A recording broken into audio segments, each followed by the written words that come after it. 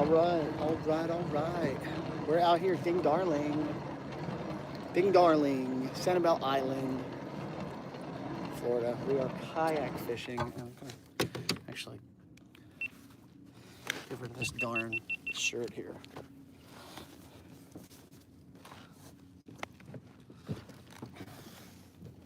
So, get rid of that shirt. Cool off a little bit here. So, got a couple cameras going. If you're dropping in, you're just kind of scrolling. I don't care if you come on here and talk trash, fight in the comments. It doesn't bother me whatsoever. We're out here, Ding Darling National Wildlife Refuge, and we're fishing off of my Feel Free. What the hell kayak is this? Angler one? No, wait, that's that one. Seastream. What is this one? Oh, Dorado V2. That's what this is. This is the Feel Free Dorado V2. It's got the pedal drive. It's a sit on top kayak. It's got an integrated motor drive system, and we're out here fishing Sanibel Island. This is saltwater fishing. Sorry, I just spooked a bunch of fish here.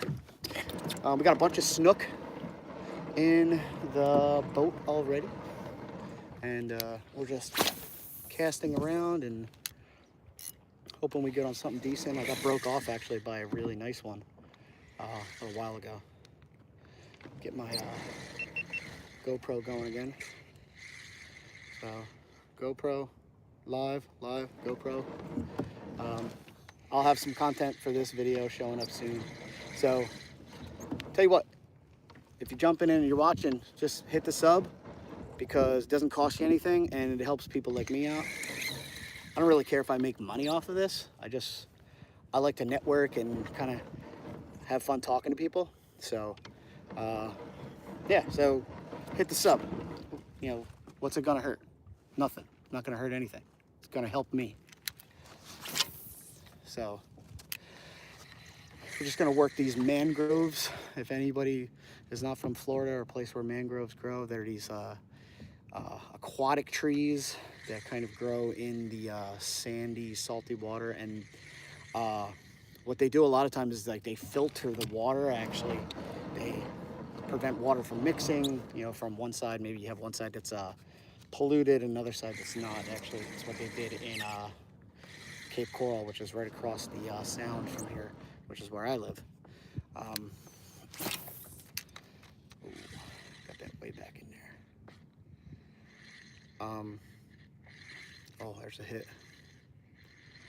I think it's a little one. It's got to be like snapper or pinfish or something. But we got a trout and maybe like 7 snook in so far. I'm using here, this is a Penn Clash 2, and this is a Bass Pro. It's the offshore angler. It's a salt striker.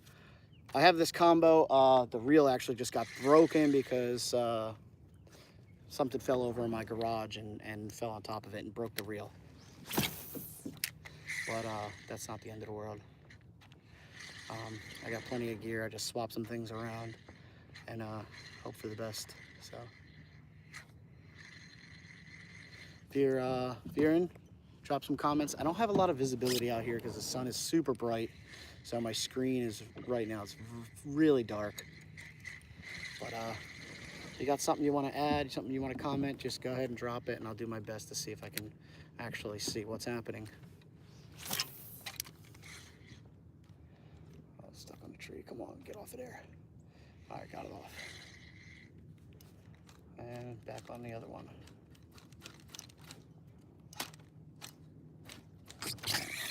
We're gonna actually go get that one. Using these darn DOA shrimp. And for some brainiac reason, I only bought 3 of them instead of like buying like a much larger pack.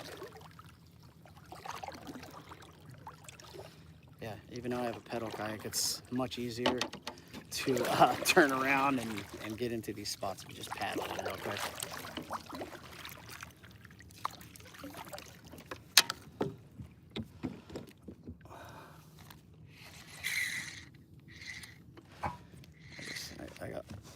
these mangroves get tons of oysters on them. Slow myself down here. I'm coming out a little too hot. And these freaking hooks are so darn sharp. They just snag everything.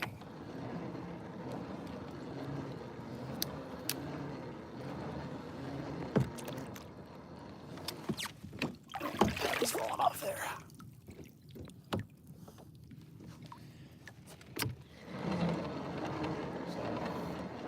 It is very hot today. Well, it's Florida. I mean, Southwest Florida, what are you gonna get? It's always hot here.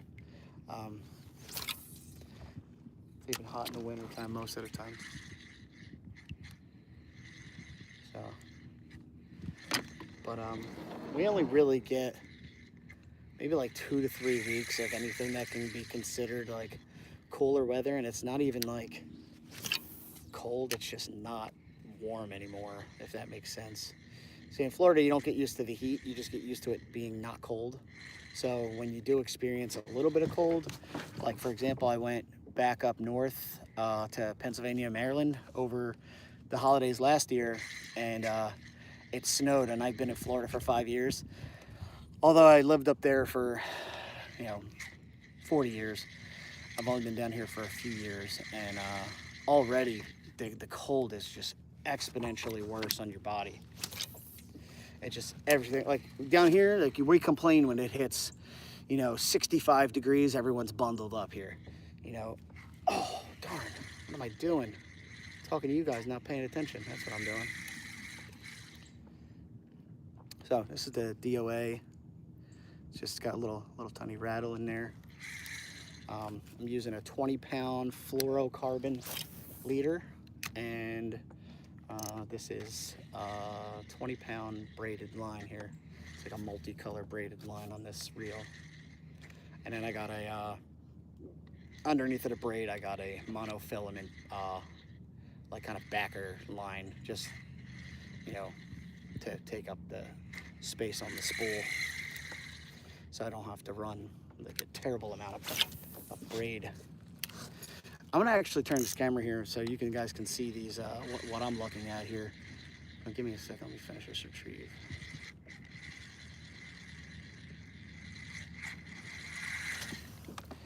So you guys can see what I'm seeing here. Let's see, turn it, oh, there you go, look at that. So this is what I'm fishing and see what you want to do in this situation here. And those of you who don't know this kind of terrain here, you want to try like the snook and the redfish, and snapper. Typically they'll get really tight up into these mangroves here, and these mangroves go down, it's a whole network. So you see over in this corner here how all these like kind of roots are going down.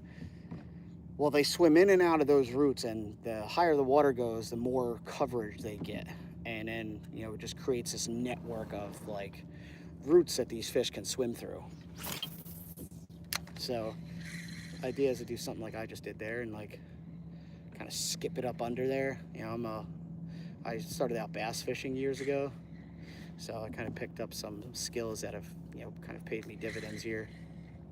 Oh. Oh, something just had it. So yeah, so like you can, that way, try that again. Skipped off the water next to me. Kind of just you can get it close and just kind of skip it in there. The only downside is you do stuff like that, you skip it too good, and then it goes up into the mangroves and gets caught up. Man, something's happening over there. Oh, what am I doing?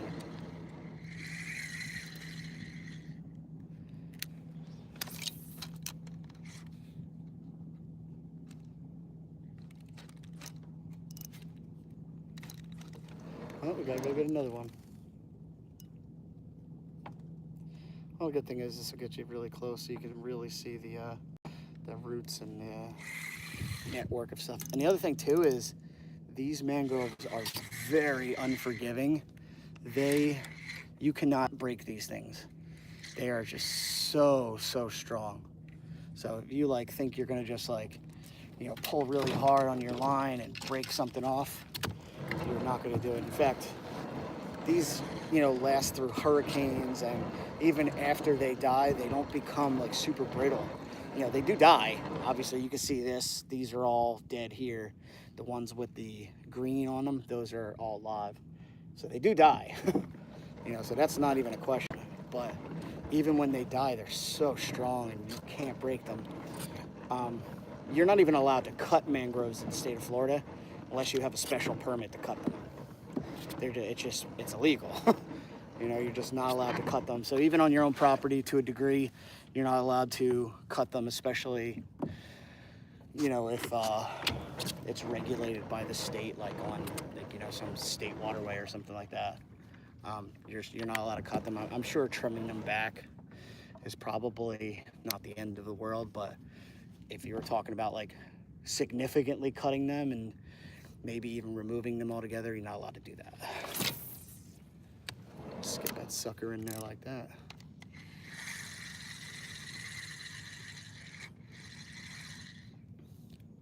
See, this side right here is, I got the sun behind me here, so you see how all of this is all lit up here? They're not gonna like that, the snook and the reds. They're gonna try to be back in the shadow or the shaded parts, so try to get your lure way back in there. And if you get it close enough, you can, you know, hopefully coax them out. But best thing to do is try to get on the other side. Get on the other side of this if there's a way, or get up underneath of these areas here. So I'm actually going to go out and just kind of spin myself back because there's a tasty group of trees I want to work here. So let me just turn myself here.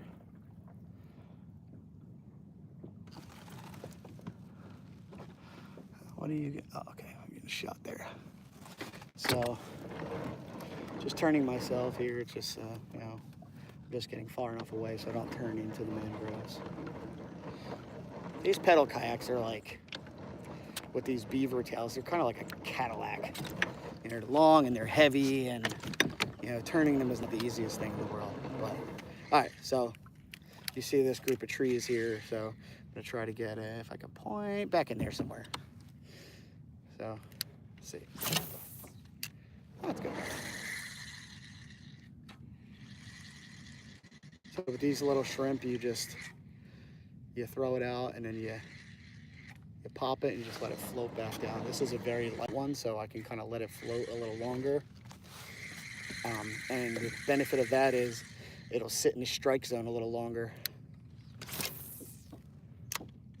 And you can skip it in there like that if you're really good.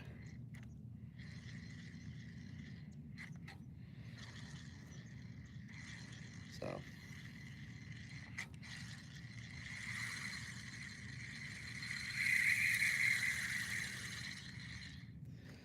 Let's try over there.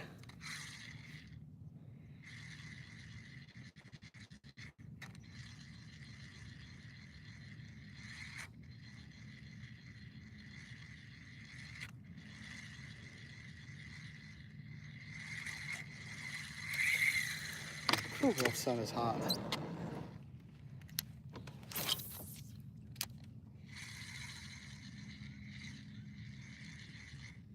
A lot of shaded areas over here.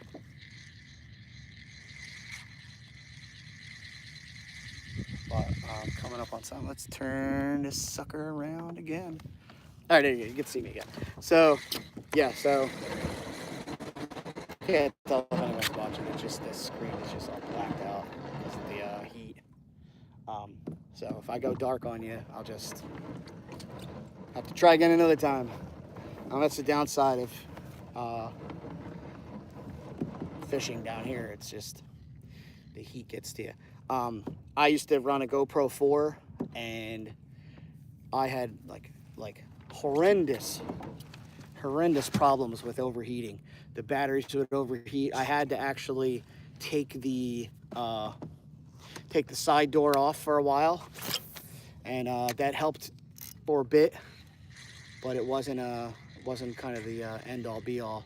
It was just kind of like a temporary solution to a really long-term issue. What I wound up having to do was switching to an external charging unit that I basically used as a external battery pack, and that actually stayed a lot cooler because the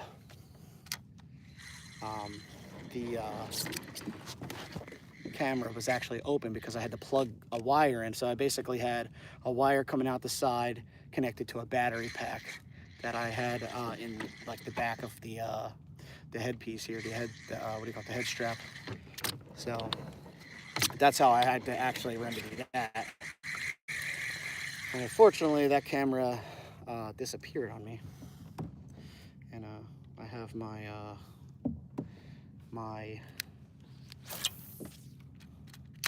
beliefs as to what happened and where it ended up. Fucking Christ. Then I got a fish. It's a 3-pounder. Take a look at that sucker, huh? They got these where you live? Let's get that out of here. The old 3-pounder. We're still sharp. Yeah, so I wound up switching to a GoPro 10. And the GoPro 10 was great. Didn't have any overheating issues. But it did have an issue with the fact that I lost it. So we then got a GoPro 12, and this has been the one we've been using ever since. So, and then I picked up this Session, which if you watch any of like the videos that I have on my channel now, there's not a ton up there. I mean, I'm not really good at uploading consistently. But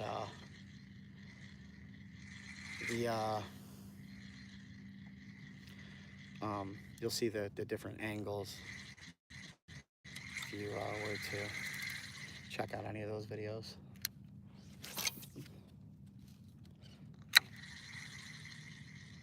Don't mind this reel. This reel, there's nothing wrong with this reel. It's just a little dry. It just needs some more lube, but it's totally fine. I am hard on my gear, and I'm not really terribly great at like taking care of it. But what I do is I do clean it after using it in salt water specifically. But I do flush them with salt away and fresh water when I'm done for the day, as well as my kayak. I clean the kayaks off. Tony's on actually my friend Tony over there is on my other kayak. I have 3 pedal kayaks, 2 Seastream Angler 120 PDs, they're pedal drive, and then the Feel Free Dorado V2. The the Seastream Angler 120, I actually had that offshore in Dania Beach, and we were out in about 1,000 foot of water with the kayak, which was really awesome, and I really enjoyed it, and it wasn't like a terrible time. Launching wasn't hard either that round, but we went to do it again, and I actually wound up rolling in the surf and ruined a lot of my gear, and my fish finder got ruined, and I haven't tried it since. Lost my gun. My gun went in the water, and I didn't even realize I lost it until about 45 minutes later when I just happened to notice it was tumbling by in the surf. I can't believe I probably would have figured it out at some point. Oh, fish on, baby. I probably would have figured it out at some point.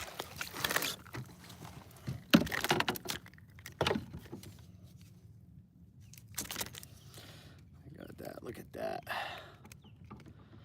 Oh, what is happening here? Oh, she's got her all twisted up here. Oh no, Mr. Snook. There we go.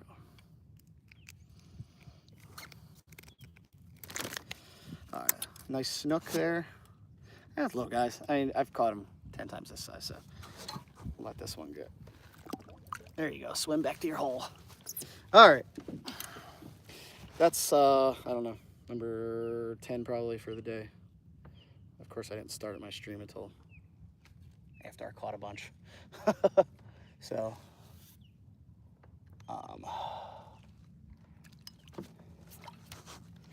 But I wish you could have seen the other side of it, so you could see how I skipped it back under the mangroves and pulled that sucker out of there.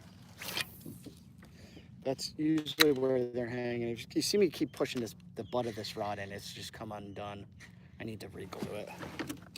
Just, I mean, nothing wrong with it. Just, it's loose, and it's probably just because of the way I hold my reel and how I hold the rod and yank on it when I'm hook setting like that.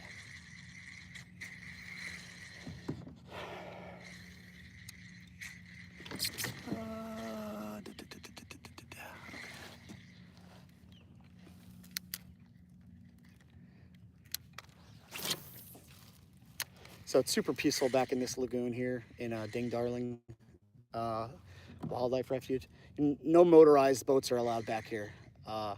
So you have to either paddle or, like, I have a pedal drive kayak, which is fine. And even though I have a motor drive, I'm not using it right now. I will use it. I used it earlier when I was trolling. I got a trail earlier on a troll, which is kind of common. I usually do it every single time I go out. I'll troll a lure, and usually I get a ladyfish or Jack crevalle or trout. I have gotten other things. I've gotten snook trolling. I've gotten gar. Oh, gosh, actually not far from here in the saltwater. I got like a 4-foot long nose gar in the saltwater, which is super surprising. And really, it shouldn't be, because all this water is just, I mean, it's all connected here. So if you know anything about, like, South Florida, more specifically, but, you know, pretty much throughout Florida, there's, like, these canal systems, and all of the water is connected in some capacity. Cape Coral, where I live, has more canals, a larger canal system than Venice, Italy. So Venice, Italy is known for its canals. And you get those goofballs in the gondolas. We got some fish blowing up here. Let me see if I can get in on them here. I don't know if they're mullet. I didn't see them. I just saw the blow-ups. But Cape Coral's got a larger canal system than Venice, Italy, which is not a good thing, by the way. To be honest with you, it kind of sucks. If you ever look up Cape Coral, Florida, 2 words, you'll see all the canal systems. So all of the canal systems, I'm gonna draw it on here, like that. So there's canals on the inside are freshwater, canals on the outside, on the very outside, are saltwater, and those are the ones that go to the Gulf. But all of the water flows to the Gulf. They have these little spillways that where all the water filters through and goes into the saltwater canals, which leads out to the Gulf. If you live on a canal in Cape Coral, some people are good, but some people, it's just, they're so far from the areas that you can get into the Gulf. Some people, it takes them like 2 hours to go through the canal system into the Gulf. What I got going on here? Something's tangled up. I think I'm tangled around the top eye there. Oh, there it goes. Never mind. Popped off itself. Oh yeah, that's in there. So yeah, it's like 2 hours to get out to the Gulf, or even to the river to go to the Gulf, the Caloosahatchee River, to get to the Gulf of Mexico. And the river's good. There's some, like, decent fish in there, but, like, if you're down here, you don't want to fish that. You don't want to fish the river. You want to fish out where we're at, like Sanibel. You want to fish like Captiva. You want to fish Pine Island Sound. You want to fish offshore in the Gulf. If you see on my Instagram, I got pictures of some amberjacks that was offshore in the Gulf with Tony on his boat. I haven't had my boat out there yet, but we've been out there, and I've been very fortunate enough to catch some very large amberjacks, and it was so much fun. Bro, the fucking big ass bird just shit exactly where I'm casting. You fucking dick. You asshole. All right, I'm gonna change up my fucking spot. I was trying to fucking work that hole. Jerk off. So, yeah. What do you guys fucking... Dude, I'm gonna fucking shoot this bird. He just flew over to the other hole I'm working. Oh, yeah. Oh, that's a good fish.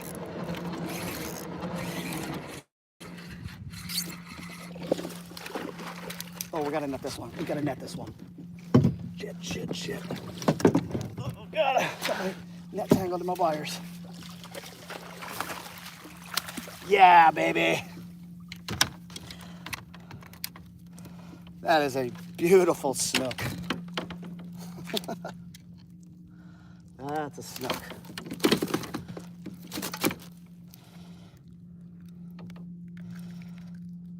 And look at that, baby. Well, I guess I can't take any pictures of them, huh? Look at that snook. Well, maybe I could do it with this. Oh, my camera's about to die. Turn that sucker that way. Look at that, baby. All right, look at that snook. Let's get a measure on this guy. Or not. He's gone. Oh. Oh, that's fun. Oh, that was a good snook.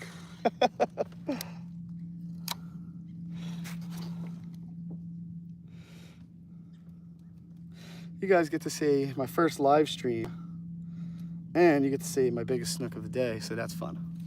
So, lucky for you guys, whoever's on, I can't even see the damn screen. But if anybody's on watching, you're welcome. That was a good fish. Really wanted to get a measurement on it. It was probably in the 25, 28 inch range, I'd guess. Oh, yeah, I'm wondering what I'm putting on there. It's this shrimp krill super gel. I don't know if it does shit, but... Oh shit, I put my camera down. I gotta swap the battery anyway. I dropped the fish.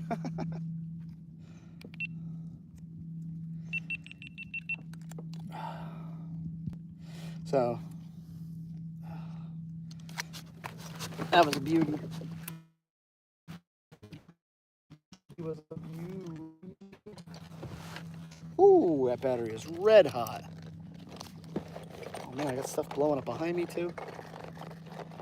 Tell you what, if you're a fisherman and you live up north, like I lived up north, I loved fishing up there. What the fuck is that? Damn. Sound like a tarpon. Something big blowing up over there. Anyway, if you're a fisherman, you live up north, fishing up north is great. I love fishing for bass. And if I'm up north, I'm freshwater fishing. If I'm down here, I'm saltwater fishing. I mean, it just to kind of simplify what I was saying here.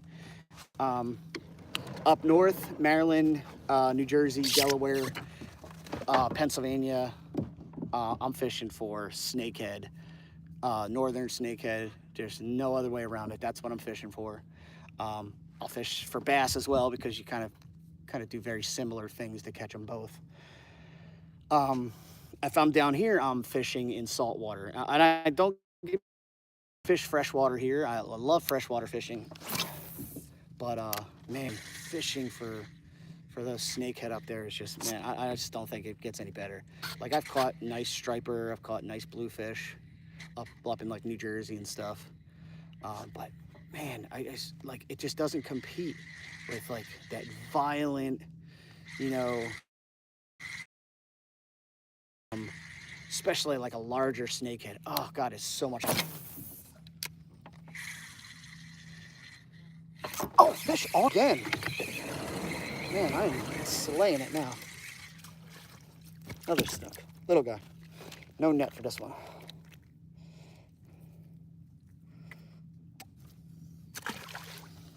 Give him a kiss, send him home.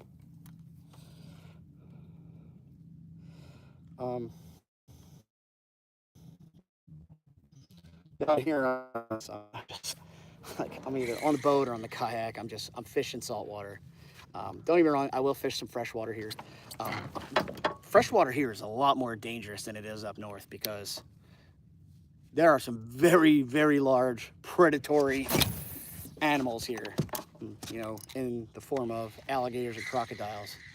And I haven't had any close calls with them, but I have been close enough to them that it just made me feel very uncomfortable. And if you go on my Instagram, it's IG at Shaun _Diggity _Fishing, something like that. Just put in Shaun Diggity Fishing, you'll find me. You'll see one of my little like video clips of me out at a place that's actually not far from here. It's another like park area, but very large gator, like 10 to 12 feet. We're thinking it's dead. We're like kayaking, and all of a sudden it jumps in the water and just scoots in like right after us. And one thing you'll like know, you'll learn about like alligators away from an alligator. Oh, they're so slow. You just swim away from an alligator. So, dude, alligators are not slow. Like, I don't know where that whole thing came from, but alligators can run like 25 miles an hour and it can swim like 30 miles an hour. If you get a chance to come down here and go to one of these little alligator like rescue areas, there's some like, I mean, pretty much all throughout Florida, but if you're ever able to go to where they do like a feeding, you'll see them. They can jump out of the water like 10 feet. Some of them, if they're big. They basically use their tail like a giant like a rudder, and they just push themselves and they just propel out of the water to get like stuff. So they can like, if you're up on a dock or on a boat or on a kayak like me, to think that they won't be able to get you because you're on a boat or a kayak, dude, you're dead wrong. I mean, look at anywhere on YouTube, you'll find videos of people having them jump up on their boats and stuff. It's also not really greatly safe if like you're in the wrong area at the wrong time. Just right here on Sanibel Island, there was a guy, Elliot Sudal. He's ack shark, ACK shark, I think, or ack fishing. One or the other. Elliot Sudal was his name, and before Hurricane Ian, and I haven't really tracked him in quite a while, but he had his boat actually anchored out here where he used to store it in like around Captain Island, and he used to catch these like 15-foot like tiger sharks literally offshore, right on the island, like from land, you know, and like people are swimming and having a good time and they're looking for seashells, and lo and behold, there's a man-eater right out there. But he's caught big like thresher sharks here. He's caught giant bulls, hammerheads here.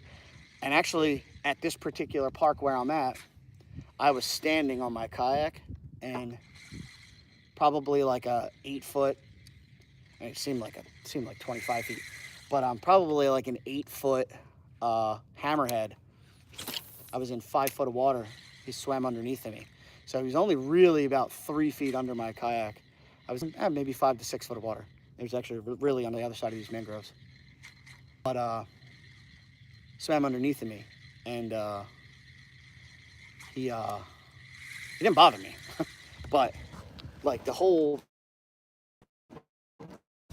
episode was unnerving, to say the least. You know, because one, the thing's bigger than me, and his teeth are much sharper. Oh, fucking prick! So I try not to curse, but I grew up in North Philadelphia, and that's kind of what we do. Don't follow my example. Just listen to what I said. Don't curse. Just take it from me. I'm trash. I curse like a truck driver, sailor, fucking 3-legged prostitute, whatever you want to say.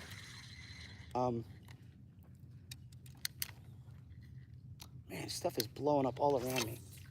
I'm just trying to get under this damn fucking mangrove here. I just can't get close enough. I keep skipping right around it.